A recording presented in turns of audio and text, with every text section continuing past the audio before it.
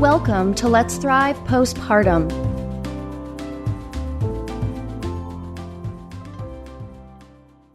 Welcome back to Let's Thrive Postpartum. I'm Kelly. And I'm Ashley. And today we are really excited for you to hear such an incredible and impactful mom story. Today we are talking with Sarah Frick of the Works Sweat Studio. So for 2 decades, Sarah Frick has found strength, healing, and human connection through teaching power vinyasa yoga. After opening and operating 2 power yoga studios for 10 years in Charleston, South Carolina, Sarah sold both at the pinnacle of their success. It was time for a new type of practice, the kind that shifts your soul, gets you out of your head and into your body. So enter the Works, a sweat studio by Sarah Frick. The Works method is extremely physical, combining heat, vinyasa yoga flow, cardio, core, sculpt, body strength work, meditation, and oh so much heart work, and all to the tune of a bumping playlist. So, Ashley, tell us what we're going to talk about today with Sarah. Yeah. So Sarah has a really special story that she's going to share that I think is going to resonate with a lot of moms out there. And it is a story for everyone listening. It does involve some grief, some loss, and infant loss. So that is a little heads up for everyone listening out there. Through Sarah's telling of this story, though, we're going to hear how she was able to persevere. That's actually her word, a little, I guess, heads up for everything. That's her word for motherhood.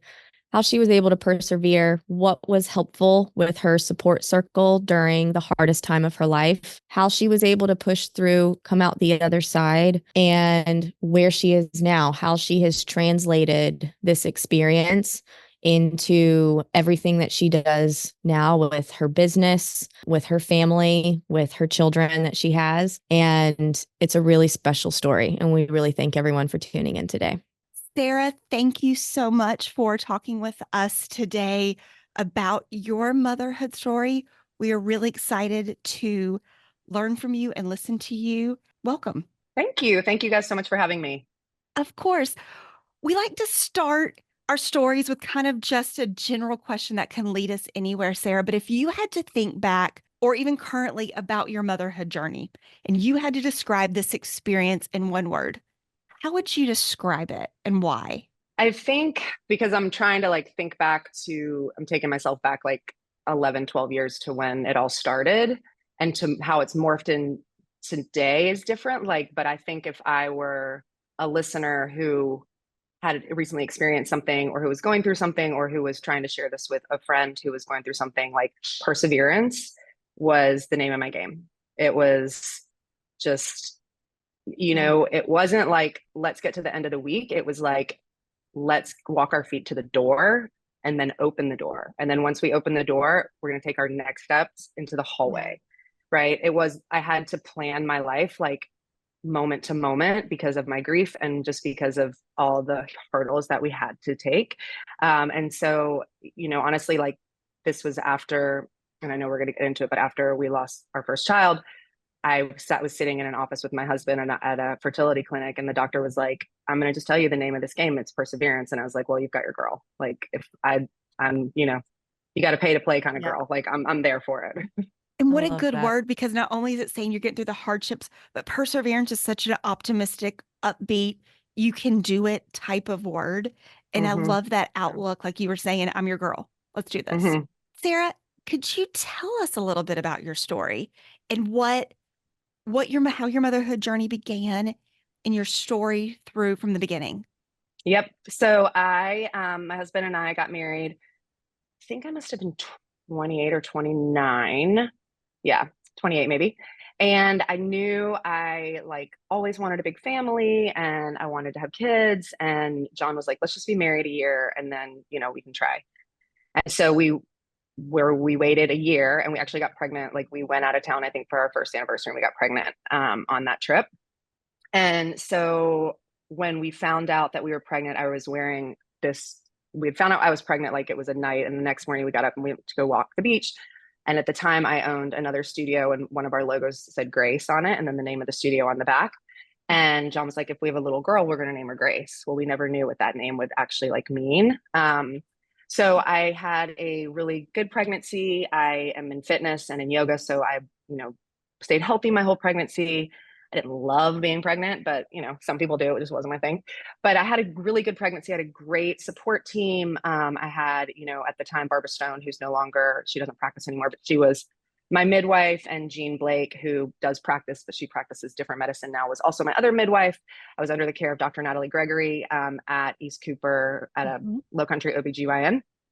And everything was like, oh, she's like my sister. I love her. I've made myself her best friend. She's like, leave me alone. I'm like, no, you gave me your number. Too bad. So I, everything was going really, really good. And I went in for, I think like my 36th week appointment. And Barbara Stone said, they measured me, and she's like, baby's heart rate sounds great. She's like, but you're measuring small. She's like, but you're super fit and you're so tall. Like, do you want to do an ultrasound? Because my husband and I are both business owners. So everything we do also is cash pay. And I just had this feeling, and I was like, yes, I want to do an ultrasound. So they put me on the ultrasound, and they noticed the baby was small. They brought Natalie, Dr. Gregory in, and Natalie said, let's get to you. I want you to go downtown. She's like, everything's fine. She's like, I just want you to go downtown because they have a better ultrasound down there, to MUSC. And so I'm like alone. I'm like freaking out, so I call John, and they were so awesome. They got us in like, I think the next day or that afternoon or something. So we go downtown and to maternal fetal medicine, and they, did the ultrasound, and they saw a few things, but nothing like there's nothing to say. We don't know. And so my OB, so Natalie and Barbara made it a plan that I would deliver Grace 37 weeks. So I just had to make it one more week. And in their mind, and no fault to them, like Barbara was so great. She came over to our house. And I think Dr. Gregory came over, and they're like, listen, like, we really just think your placenta has given up, and it's time to get the baby out and get that baby on your breast. Like, it's okay. Everything's going to be fine. But I was like, something isn't right. Like, I had just this feeling like something just did not feel right. And John was like, they're telling you it's okay. Like, it's okay. But, at this point, this was our first child. We had the baby showers, and the room was done. You like labor over like all that kind of stuff so much if you have children, or friends who have children, like especially with the first. And it was like the car seats in the car, like we're so like excited. This was the first grandchild for like my father, and John's family they have several grandchildren, but everybody came down on the day so I was induced on May 14th, and May 15th was the day Grace was born. It's actually also my husband's birthday. So like our sister-in-laws were in the lobby. Everybody's like drove in, flew in, like this whole thing. And I labored really, really well. I was, the labor went great. And when it came time to push and to transition, we like lost her heartbeat, which does happen a lot, with babies anyway. But then she came out and there was no noise. And I remember like John was standing to my left, and I was looking like right at Barbara because she had delivered me. And I was like, there's no sound. And then the whole hospital went code blue. And within like 5 seconds, I don't know, like time does not exist in those spaces, There was like 2 teams of doctors in there. They like ripped her out from me instead of like putting her on my chest. They put her, and they had to intubate her to get her breathing. And nobody knew what was going on. But I'm like, John's like standing to my left, and he's like, oh my God. And I just remember I looked at him, and these are like, those core memories that like drop you in your body. And I was like, I said, we're going to do this again. And he was like, why are you giving up on this baby? But I just knew in my heart that this baby was just like too precious for this world. And she was a normal size. She was beautiful. Like, she was a normal size baby, so it wasn't like we had a baby that was super preemie or anything like that. She was just a baby. So they wheeled her out. And because I had an epidural, I had to stay at East Cooper, and they had to bring her to the NICU, because at East Cooper, it's only a level 2 nursery. And so they had to bring her to the NICU. And I remember when they brought her in, she was in this little like incubator or whatever it's called. And now that I've had other children, I know what that moment is, but like to see the fear in her eyes, because ultimately she was in a lot of pain that we didn't know about. It's like, those are the core memories that like as a mother, you're like, you never want your child to suffer ever. Like when they're supposed to be, you're supposed to protect them, you know? And so like, I was so young and I was so naive, you know, I didn't know anything. I never did testing. If we had a child that had Down syndrome or anything like that, we'd have brought the child home and loved the child. And I that was as far as my thinking went. You know, I just didn't know anything. And I wish I didn't know what I know, but I do, you know.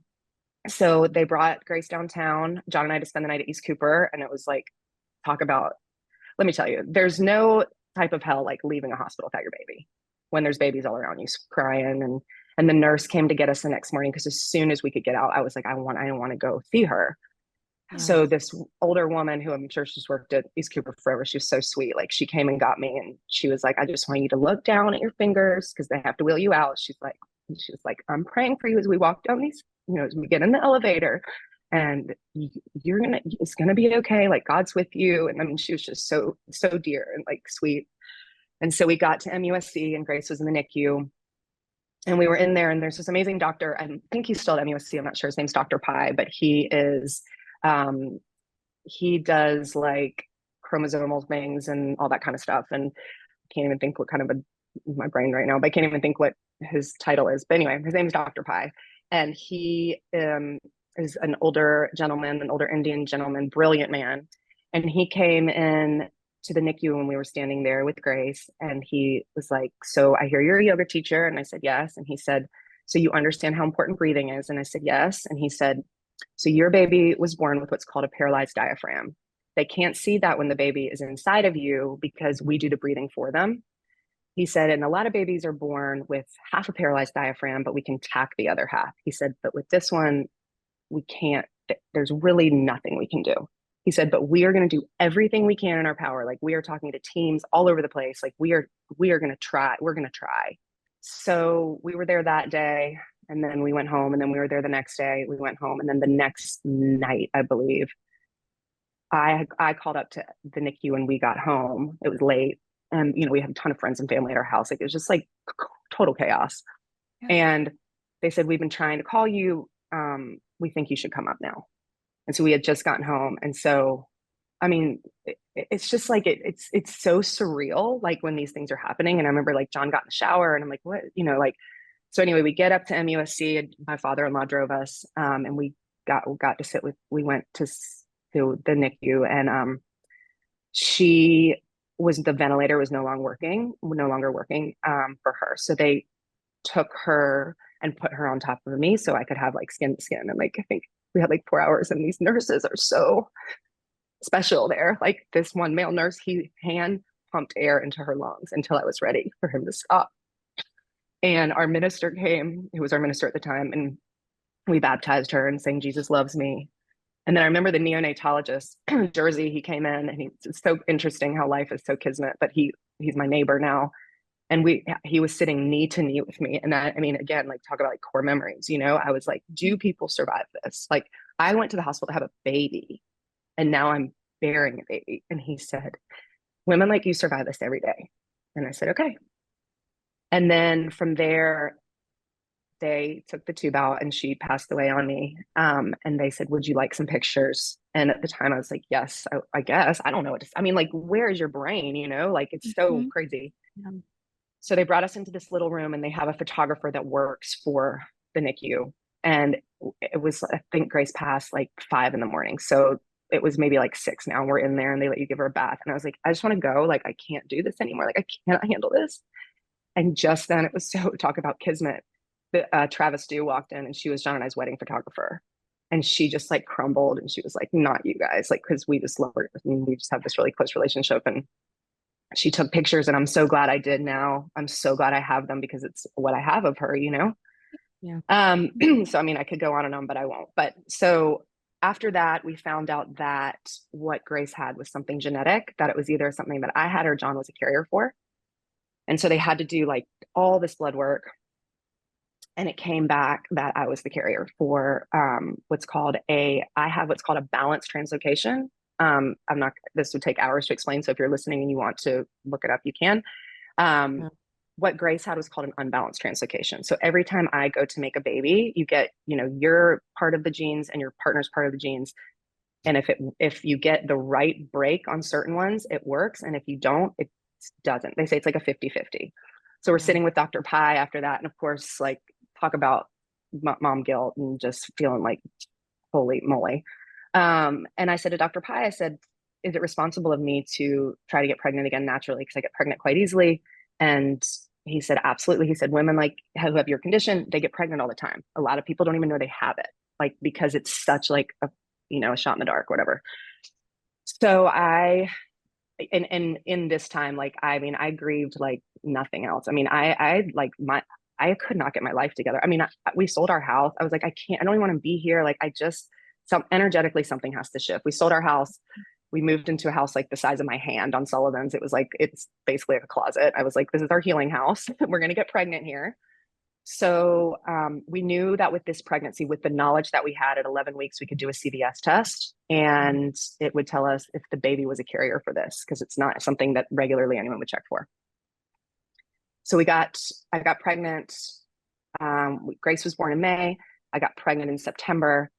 I found out maybe I got pregnant in October. I don't know, but we did the test a week before, 2 weeks before Christmas, maybe. And we did the test. We had to wait for the results. And when they do the test, they also have to check the nuchal fold, and the nuchal fold was thick. And so this woman, Sally Shields, she's a consultant up there. She works with all the women that are going through this kind of stuff. And she came in before they did the CVS, because we had to pay for everything out of pocket too. And I was like, Sally, what do you think? She's like, Sarah, if you don't do the CVS and you terminate this pregnancy, you're going to regret it for the rest of your life. She's like, spend the money, do it. So, I knew that I would not go through with another pregnancy like that, because I didn't know, honestly, if emotionally or mentally I would have survived it. I mean, it was probably the worst place in my life. And I'm a super happy, outgoing person. And I had just never, I've lost my mom. Like, I've been through some things. Like, this just rocked me. So I remember I was sitting with my old business partner outside of the Starbucks that used to be on Houston Northcutt, and I got the call that the baby was sick. And so, like I said, John and I at the time, we weren't as in our careers as we are now either. So we really didn't have much money. And we didn't have the insurance for me to go to MUSC or anywhere else to get the DNC. So I had an appointment at Planned Parenthood. I went to Planned Parenthood, and, I am pro-choice. I'm not one to judge anybody's experience. I never thought it would be my experience. But I will say that it was a very humanizing experience, and they were very lovely, and they took care of me. And, since then, and this is my personal experience, I'm not putting this on the people that are having the podcast, so don't put any of my views on them, but that's why I have fought so hard for women's reproductive rights. Nobody knows what we go through as women, and it's not anyone else's place to put judgment, because like I said, if I had to go through that again, I don't know if I'd be sitting here. I just don't. I don't know if I would have been strong enough. I don't know if my marriage would have stayed together. Like, it affects all these facets of our lives, So after that, John and I decided I was mad at God. And so I didn't want to celebrate Christmas. We needed a little break from each other. And so John and I went out to Colorado, and he's he's an amazing skier. And I sat at the bar and I let him ski. And I was just like, I just need a break. And we ended up going and speaking to a fertility doctor who was able to help select better eggs for us. And we did IVF. And the first time we did IVF, we got pregnant with our son, Waylon, and he started 5th grade on Tuesday. And it's amazing. So I have other children too, but I just want to say this to anyone who's listening, who's like been through loss, because it took me like years. Like, and you're not pregnant for like 20 minutes. Like, you're pregnant a long time, you're like, come on. But when they put Waylon on my body, like, I think I like breathed for the first time in 3 years or whatever, 2 years. Like, it was like grief left my body. Like, I was like, oh my gosh, okay. I like restored my faith in humanity and God and everything. I was like, okay, we're good. And then after when Waylon was young, we decided to start trying again with the IVF, and we went through a ton of transfers, miscarriages, like, all this stuff. And so you can do these, I guess they're called like insurance programs. I don't know. Like, if you do 6 transfers, it doesn't work, you get your money back, whatever it is. And like John and I were like laughing. We're like, oh yeah, I mean, if we don't get, by 6 times, like who would keep trying? Well, of course I am.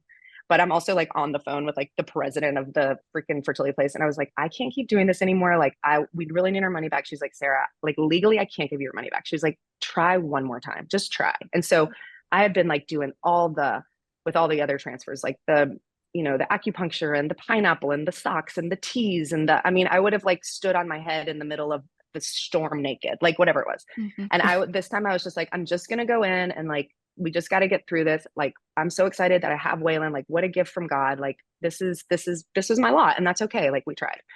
And so that night, John actually went to a widespread panic show. So I'm like home. I had a sitter help me with Waylon because I didn't want to pick him up. But I was like, she's a friend of mine. I was like, Angie, let's order a pizza and drink some wine. Like, I'm not even going to stress this. Like, I just got to get to the other side.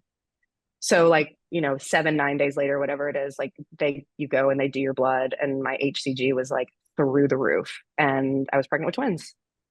And that's amazing. So I always tell people like, Wow. just when you think it's over, you get twins. And they just started second grade. They're girl boy twins, and they're my loves. And do I wish I had all 4 of my children here every day? Of course. Mm-hmm. And I always, like, a big part of my business, my career, my life, my ministry is like because of Grace. Like, Grace was put on this earth for 3 days, and like what she has taught me, and a lot of people that have been on this journey with me are more than like is more than I may teach everybody in 86 years, whatever it is. It's like her life was meant to be short and precious like that. And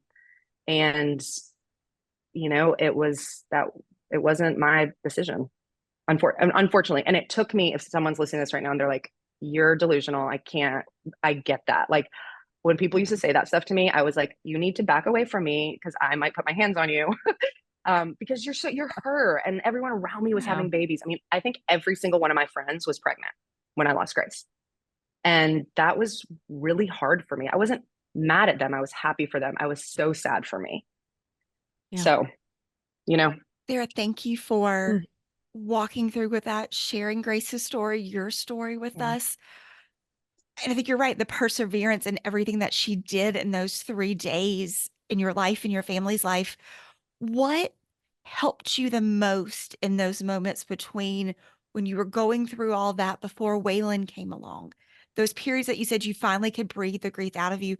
What helped you make it the next step during all of that?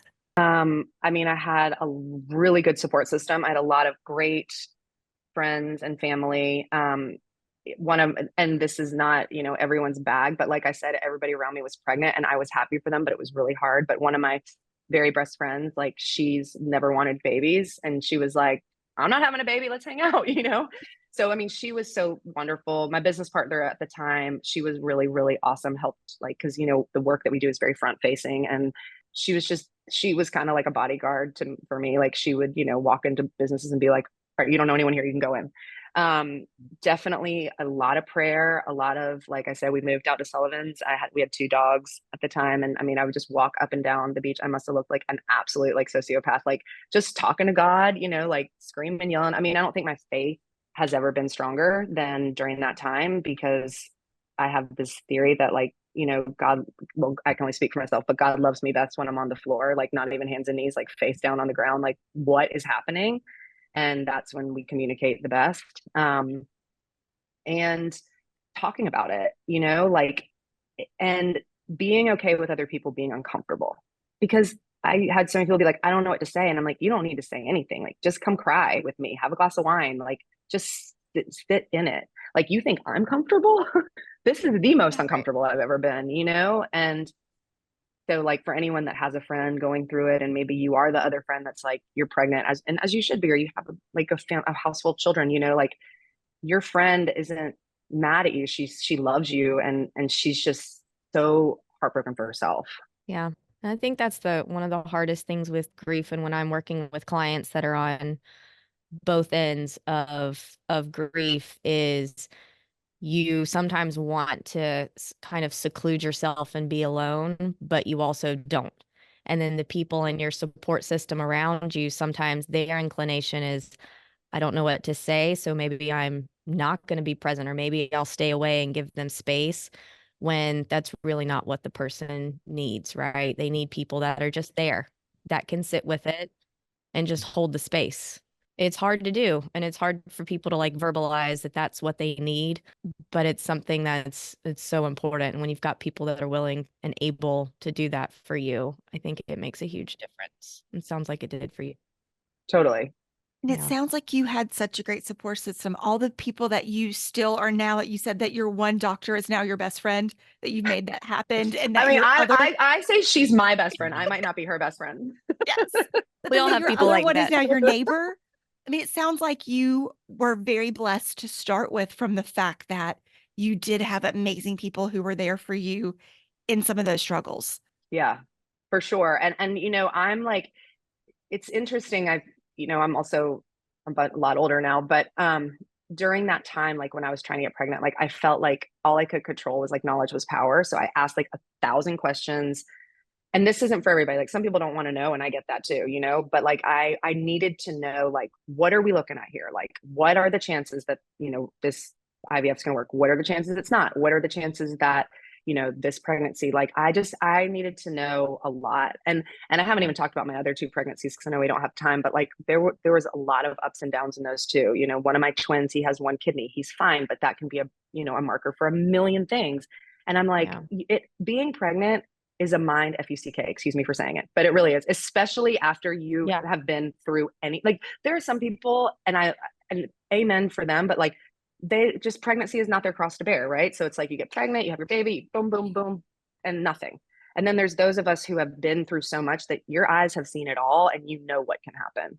So So can I ask, Sarah, how has all of this impacted you? I know we've talked a little about it, but has it touched you still to this day, or impacted who you are today? yeah, for sure. I mean, in my studios, we have like a big sign that says grace, like over the mirrors. And I think like a big part of the work that I do, yes, it's yoga, yes, it's fitness, but like a lot of it's storytelling, and it changed the way that I approach conversations and the way that I'm able to like you kind of said, just like hold space and just sit with people. Like, I don't know the answer, but like, I'm here if you need it. And then also like that level of vulnerability to be like, I remember when I first started doing IVF, I would talk to other people and they'd be like, I'm doing IVF too. And I'm like, why do we whisper? Right? Like we're both doing it. So I'm really vocal about all that stuff. And I understand, like my husband's like, nothing is sacred with you. He's like, you will literally tell our story to everybody. I'm like, yeah, they need to hear it. But I respect some people are a lot more private than I am, but that's something that Grace gave me. I feel like her story is important, and you can take her like, and we talk about this a lot in our rooms, and we have a lot of different programs for the studio, but like maybe your story is on recovery, right? Maybe your story is going through a really hard divorce. Maybe your story is like losing a parent or suffering from disordered eating or whatever it is. Like we all have experiences and stories. And there's this really beautiful quote by Laura McEwen, and she says, shame dies when it's shared in a safe space. And it's like, especially as women, we're already walking around with like so much on us, like to be this way, to look, especially in where we live, like be this way, look this way, act this way, make this dinner, everything's perfect and you don't have any problems and you sleep 8 hours a night. I mean, it's great, right? Like, no, that's not reality. And I think when people can kind of start to see like your underbelly a little bit, they're like, oh, I can show mine a little bit too. And then those relationships are just so much more powerful, and you can elevate your community so much more when there's like impact like that. And like the other polarizing things that I feel like we see a lot on screens and social media, like those fall away when our goal is like for the betterment as well. So I think that's really how she impacted my life. I love that. Kelly, we just had someone recently too tell us a quote that said, silence feeds shame, in terms of trying to, the impact of people, and especially women, like telling stories and sharing stories, is that there are millions of us out there who you hear something and you're like, oh, me too. Oh yeah. That's like, no one's ever said that before. I didn't know that I was, because you feel so alone in some of this sometimes. Like you're the only. I was kind of embarrassed. It was like, it was really, really strange. And I think about this a lot. Like, I remember that first year, I was embarrassed that I thought I was going to have a baby and I didn't. Like, it was this weird, like middle school feeling, it was like, and I don't feel that way anymore, but that was, I think, because I was trying to keep so much of it in. And like, I was like, oh, I'm different. And it always brings up like old stuff. Okay, now I'm different again. Like, I'm not doing what all the other people, and it's like this stuff in your head. And that's why I think it is important for like women that look different, that talk different, that love different, that pray different, that have different amounts of money, can all talk about like similar things. Yeah. Great. And Sarah, that is one of the reasons we are so thankful that you took the time to come on here, tell us your story, tell us Grace's story, because that is Ashley and I's goal with Let's Thrive Postpartum. It is to remove that shame by talking about everything that happens in motherhood. I went through IVF. We talk about it a lot too. Just all the challenges, whether you have expectations that weren't met, you feel shame about them, you're experiencing something, didn't expect to have depression, all the things that could come with it. Getting to say it in a safe place and say, my story matters, is so impactful. And for those moms that are listening, we see you. We've all kind of been there in different ways. And we just want to be that safe place that you can listen and share it with, right? Because it touches so many of us, even if we don't talk about it. Well, and I'll say this too, just one last thing, but after Grace, the postpartum and the grief were very blurry. So I dealt with the grief. After Waylon, I was like, I was just on cloud nine. Like, everything was just great. And then after I had the twins, I mean, what? Do you have twins? No. It's like, well, especially if you have one, and then you're like, okay. And then after, and I was like, I mean, it was a blessing, but I called Natalie one day and I was like, I literally want to leave the twins at home and get in my car and go somewhere by myself. And like, she was like, that doesn't sound good. She was like, let's try some Lexapro. And, she was like, I think there should be Lexapro in the water in Mount Pleasant anyway. I was like, okay. And I've been on it ever since. And I love, Lexi loves me. I love Lexi. Like, it made me a better mom, and I have all the tools. I have the meditation. I have the yoga. I have a ton of resources, but I don't know why I thought this would be a genius idea, but like right when the pandemic hit, we're like shutting down everything. I was like, I'm going to try and get off Lexapro too. No, that was not the right answer. So I'm all about asking for help, use your resources, talk about your mental well-being, because you are not alone. Like, more women are feeling what you're feeling than not. Yeah. Thank you so much, Sarah. Yes, of course. Thank you guys so much. We truly appreciate it. Awesome. We all have a great day. Thank you. You too. Thank you. We are so thankful for Sarah for coming on, telling her and Grace's story, and her perseverance is just so motivating and impactful, and just, I'm sure everybody listening, but that definitely touched my heart. Yeah. For anyone out there who has experienced pregnancy or an infant loss, or has friends or family members who are going through something similar, we do encourage you to reach out. Postpartum Support International has a really wonderful resource page of different grief groups that are available across the United States. A lot of them are virtual. You're not alone in any of this. There's so many resources out there available to help. And we encourage everyone out there to seek out that help if you feel like you need it. Thanks for tuning in today. We'll see you next week. If you enjoyed this episode and found it helpful, please be sure to hit subscribe, leave us your feedback, and give us a 5-star review. For even more support, visit us at wethrivepostpartum.com/podcast to sign up for our newsletter and learn more about our community. Remember, you are not alone. With support, you can feel better. Together, let's thrive postpartum.